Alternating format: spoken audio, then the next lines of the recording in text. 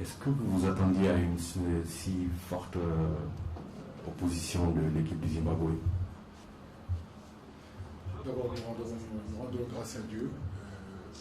Oui, bien sûr que les gens qui ne connaissent pas le continent africain peuvent supposer et penser qu'il y a des petites équipes sur le continent africain.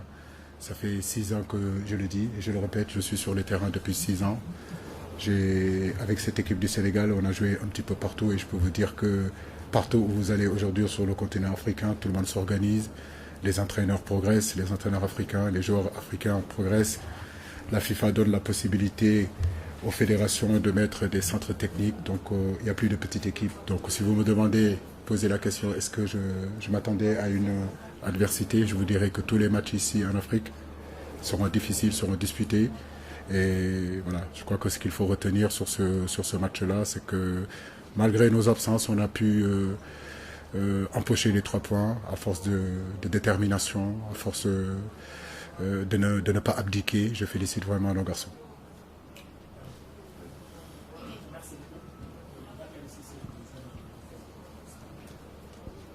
Merci beaucoup. Bakary Cissé du journal Record Sénégal.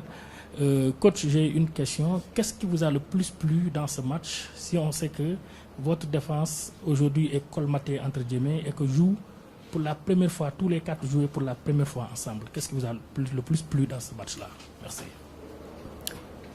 Quand vous avez la chance d'avoir de grands joueurs à votre disposition, c'est toujours beaucoup plus facile. On a pu travailler pratiquement pendant 10 jours où Koulibaly n'était pas apte. Koulibaly est venu nous rejoindre, je crois, dans le groupe juste 3 jours avant qu'on arrive. Donc l'axe central, comment dirais-je encore, Abdou Diallo et Pape Abou Cissé, Mbaye et Touré ont travaillé pratiquement pendant 1 semaine.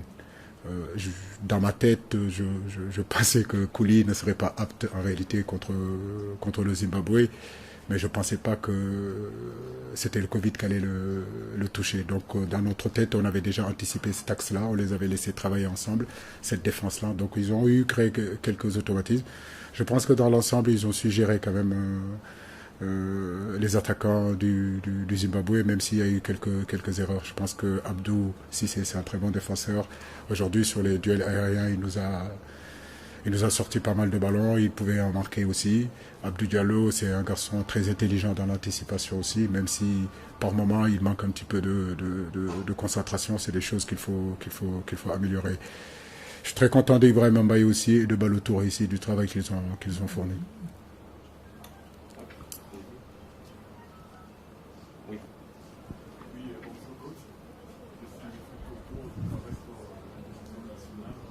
Alors, coach, on a été tout de même surpris du positionnement axial de Sadio Mané dans le compartiment offensif de votre équipe. Oui, Sadio, bon, si vous regardez bien l'équipe du Sénégal, je crois que vous n'avez pas l'occasion de regarder beaucoup l'équipe du Sénégal, mais ça fait depuis pratiquement 4 mois, 5 mois, 6 mois, toutes les éliminatoires de la Coupe du Monde, pratiquement on l'a fait avec Sadio devant. Je le dis, je le répète, Sadio Mané est capable de jouer n'importe où. Il est capable de jouer à gauche, il est capable de jouer à droite, il est capable de jouer en dessous de l'attaquant, il est capable même de jouer attaquant. C'est ça aussi, cette polyvalence qu'on a en fin de match. On avait besoin un petit peu de percussion sur les côtés, on l'a décalé sur le côté. Mais je n'ai aucun souci pour le positionnement de Sadio. Ce qu'il faut retenir, je crois qu'on avait à cœur de bien débuter cette rencontre-là. Les 25 premières minutes ont été vraiment très intéressantes pour le Sénégal. Je pense qu'on aurait pu capitaliser, être un peu plus efficace, marquer pour justement se mettre un petit peu plus à l'aise. Ça n'a pas été le cas. Et quand vous avez vos temps forts pendant 20 minutes, 25 minutes, vous ne marquez pas. Forcément, en deuxième période, l'adversaire revient aussi parce que voilà, vous leur donnez la possibilité de sortir la tête de l'eau. C'est ce qui s'est passé. En deuxième période, ça a été beaucoup plus équilibré.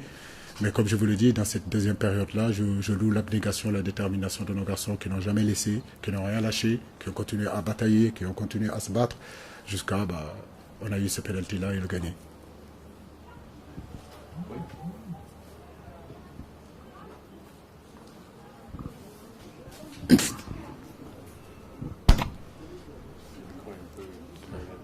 Bonjour coach, c'est Lamine Mandian Diédhiou. journaliste au quotidien Stade. Je vais prendre le contre-pied de Bakary. Je vais vous demander qu'est-ce qui nous a pas plu, qu'est-ce qu'il faudra améliorer pour la prochaine sortie contre la Guinée, qui est une équipe peut-être de niveau supérieur au Zimbabwe. Non, il y a eu de très bonnes choses sur le match d'aujourd'hui. Maintenant, comme je dis, il faut continuer à travailler. C'est une nouvelle charnière.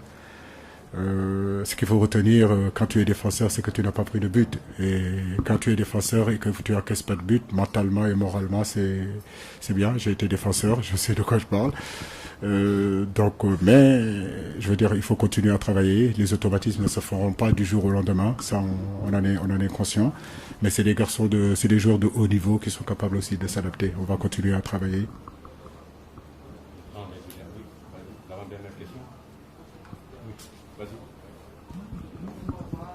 Coach Thierno Dramé RTS, j'ai envie de vous réentendre un peu sur le cas Sadio Mané. Il a été bon, mais vous avez joué avec une équipe fortement remaniée, 6 joueurs qui n'avaient jamais disputé de CAN, un banc peu fourni à cause du contexte. Mais on a l'impression aujourd'hui, plus que jamais, il endosse ses habits de leader dans ce match-là. Il a vraiment porté l'équipe. Qu'est-ce que vous pouvez dire par rapport à ça?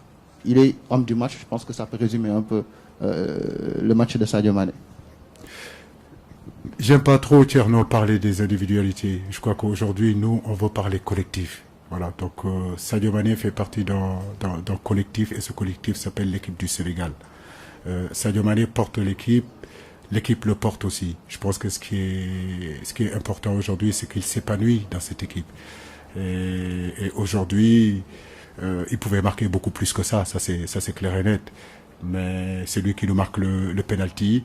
Il a été dans tous les bons coups, et ça c'est à valoriser aussi. C'est un garçon qu'il faut protéger, je ne le dirai jamais assez.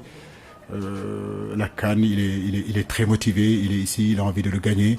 L'équipe du Sénégal a envie de le gagner. On prie Dieu qu'il ait la santé, qu'il continue à travailler, qu'il continue à faire les efforts qu'il fait pour l'équipe, et que l'équipe aussi continue à faire des efforts pour lui. Et je crois que c'est le chemin qu'il faut prendre pour y aller. Il ne faut pas mettre la pression seulement sur un joueur ou 2 joueurs, mais essayer de protéger nos joueurs pour qu'ils puissent être vraiment dans de meilleures positions dans les matchs les plus difficiles. Mais je le félicite, mais je félicite surtout, Thierno, l'ensemble de l'équipe nationale du Sénégal. Enfin, une femme. Félicitations, coach. J'aimerais bien avoir votre impression par rapport à ces nouveaux joueurs qui viennent de jouer leur premier match de phase finale de Coupe d'Afrique des Nations. Et si l'on peut avoir également quelques informations concernant les joueurs qui étaient restés à Dakar. Pardon, j'ai pas entendu. La deuxième question. Ouais. Des informations par rapport aux joueurs qui sont restés à Dakar. Qui sont restés à Dakar. Oui, il y a Alfred Gomis qui est venu nous rejoindre. Loum est arrivé hier. Nous espérons récupérer Bamba aussi. Et Mamcham. Je pense que d'ici demain ou après-demain, on aura 2 ou 3 joueurs qui viendront nous rejoindre. La prestation des joueurs qui sont là, comme je l'ai dit, l'équipe du Sénégal aujourd'hui, c'est un groupe. C'est un groupe aujourd'hui de 23, de 24, peut-être même 50 joueurs. Je chemine avec ces joueurs-là depuis pratiquement 5 ans, 6 ans. On enlève d'autres viennent. On essaie de garder de la qualité. Je pense qu'aujourd'hui, tout le monde est prêt à jouer. Je veux les féliciter parce que en n'ayant pas aujourd'hui 5-6 titulaires dans notre équipe, et qu'ils ont tenu le coup, ils ont été là, ils ont fait leur job comme il se devait. Moi, je ne fais pas partie des gens qui ont la logique de dire que parce que vous n'avez pas l'expérience de la CAN, vous ne pouvez pas forcément être bon à la CAN. Moi, je ne crois pas à ça. Et j'ai l'impression que des gens il y a eu un débat qui a été posé sur ça. Il part avec 17-18. Je crois que Bakary, c'est toi qui avais écrit ça. Mais rappelle-toi, en 2002, quand on y allait, il y en avait combien qui avaient fait la CAN? Il y en avait peu. Mais ça ne nous a pas empêché d'aller en finale. Je crois que ce qui est important véritablement, c'est l'abnégation, la détermination, l'envie de venir mouiller le maillot, et surtout les qualités des joueurs. Après, l'expérience, c'est avec le temps. Voilà. Koulibaly, quand il venait, il n'a jamais fait sa CAN. Donc, je pense que ce qui est important aujourd'hui, c'est tirer dans le projet où nous sommes, et que chacun essaye de travailler pour contribuer au développement de l'équipe.